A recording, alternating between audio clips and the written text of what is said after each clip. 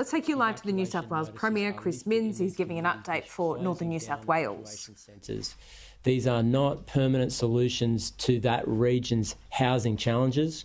As the Premier, I am fully aware of the significant challenges for housing in the Northern Rivers, but evacuation centres are not permanent solutions. They just can't be. We don't have the resources, the staffing, the time, the allocation. In many cases, they're community centres or licensed premises or clubs or university facilities that need to be returned to those communities. So I want to apologise in advance, but we have to draw a very clear and understood line in relation to evacuation centres. When the immediate threat of the storm is no longer felt by the community, we will not continue to operate them.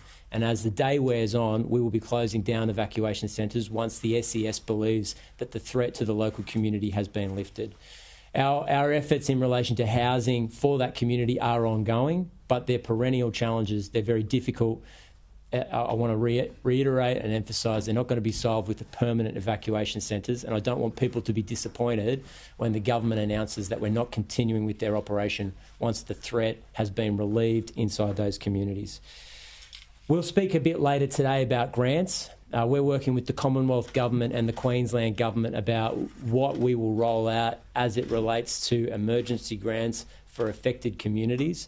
We're at the moment looking at the assessment, the economic damage, the actual damage to those communities.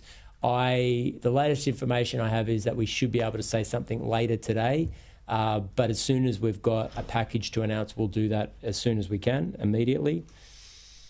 I just want to thank also the volunteers. There's over 3,000 SES volunteers that are either pre-positioned in the Northern Rivers, are from the Northern Rivers, or have travelled from across the state to be in that community. To give up your time away from family and friends and your local community from as far away as Wagga to relocate to the Northern Rivers for such an extended period of time is an incredible thing to do, an incredible thing to do for your fellow citizens. It shows an enormous community spirit, a commitment to public service. I want the people of New South Wales to understand that the vast majority of SES members are volunteers. They do it because they care about the community. They do it because they want to play a hand in desperate situations. In many cases, it's dangerous, difficult work, and you need to be brave, personally brave, to undertake the work. We owe them a huge debt of gratitude, and I'm sure Northern Rivers will show their hospitality to these people when you see them in the street in the days ahead. Buy them a coffee or maybe a beer if their shift is over, but it's been a fantastic effort.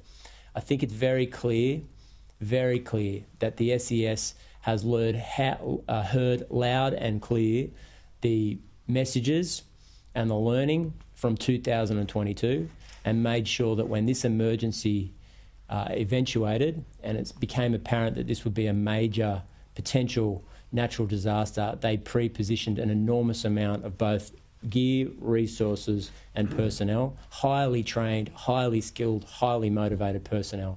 So thanks to the SES, you've been absolutely fantastic, as have all emergency services that have been deployed to the regions, New South Wales Police, Fire and Rescue, paramedics, the RFS. Everybody's been fantastic.